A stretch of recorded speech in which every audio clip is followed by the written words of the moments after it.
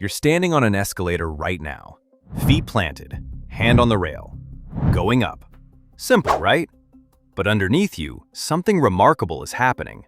The step you're standing on is about to disappear into the floor, flip completely upside down, and travel all the way back to the bottom, without you ever feeling a thing. So here's the question. How does a machine with hundreds of moving metal steps keep every single one perfectly flat and never once crush anything in the process? Get that wrong, and you get what happened in Rome in 2018. 24 people injured in 60 seconds. Let's go inside. Think about what you actually see on an escalator. Steps appear at the bottom. They rise smoothly. Then at the top, they just vanish under the floor. Like magic. But it's not magic. It's a loop. And to understand it, picture a bicycle chain. When you pedal, the chain goes around a loop. Top, over the front gear, down, under, and back again. The escalator steps work the same way. They go up, they go over, and they come back underneath. Every single step makes that full journey, over and over, thousands of times a day. Now here's where it gets interesting. When the steps go back underneath, they don't stay right side up like the cabins on a Ferris wheel. They actually flip completely upside down for the return trip. Then at the bottom, they flip back again, right side up, ready for the next rider.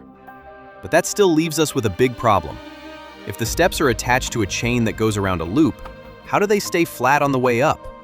Why doesn't the step just tilt forward like a bucket on a water wheel? The answer involves a second hidden track, and it changes everything. And the person who figured it out? Almost nobody knows his name. The answer came from an inventor named George Wheeler. His idea is the hidden logic inside every escalator built today, and it's clever. Each step has two sets of wheels. The first set connects to the main chain. That's what pulls the step forward. The second set runs on a completely separate track. On the incline, both tracks run parallel to each other. The gap between them stays the same. And because that gap stays the same, the step stays flat. It's like two train tracks keeping a rail car perfectly level. Then, at the top, the two tracks split apart. That gap changes.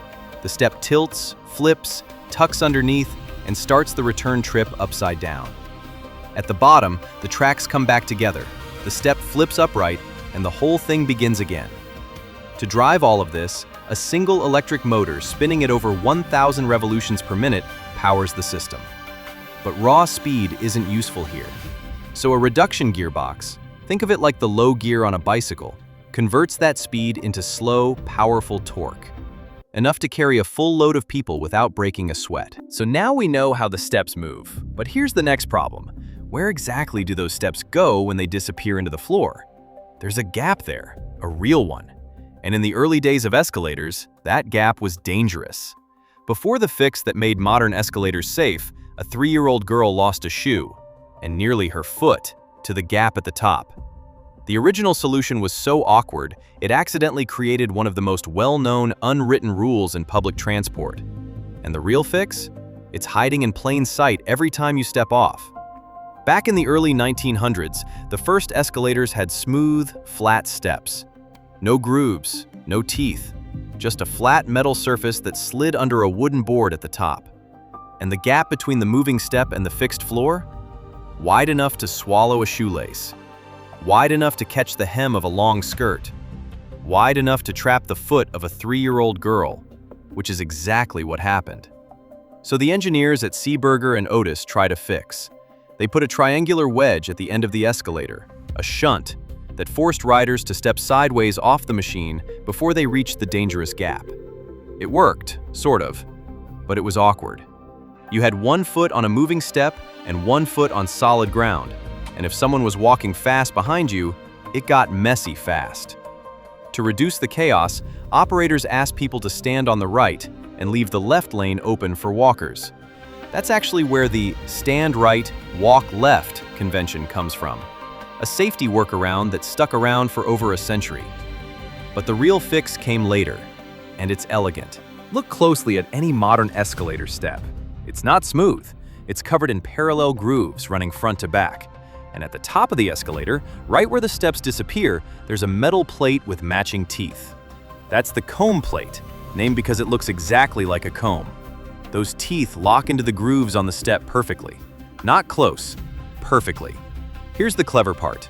If a small object, a coin, a pencil, the tip of a shoe, slides toward that gap, the teeth of the comb plate lift it up and out. Like a fork lifting food off a plate. The object rides up over the teeth instead of getting pulled underneath. The gap is still there, but the comb plate turns it into a non-event. That one design change made it safe to step off the escalator facing forward. No more sideways shuffle, no more shunt. But the comb plate doesn't solve everything. There are still gaps on the sides, the narrow space between the moving step and the fixed side panel. Objects and loose clothing can still get pinched there. So in 1982, engineers added another layer of protection called the skirt brush. It's exactly what it sounds like. Soft bristles lining both sides of the escalator at step level. They're not there to clean anything. They're there to create a tactile warning. If your shoe or coat starts drifting toward the side gap, the bristles push back. You feel it before anything gets caught. Every single one of these features exists because someone got hurt and an engineer decided to do something about it. Here's a trick you can try on your next escalator ride, and it'll tell you something about the machine that most engineers don't even mention.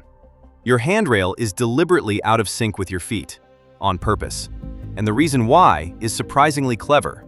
There's also something happening on downward escalators that nobody talks about.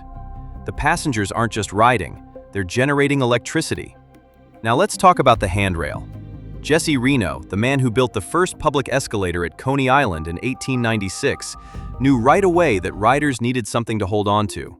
So he built a moving handrail into his original design. In a modern escalator, the motor has a separate connection that drives a friction wheel, and that wheel pushes the rubber handrail loop around its track. Here's the hidden logic in the handrail. A brand new one is actually calibrated to move about 2% faster than the steps.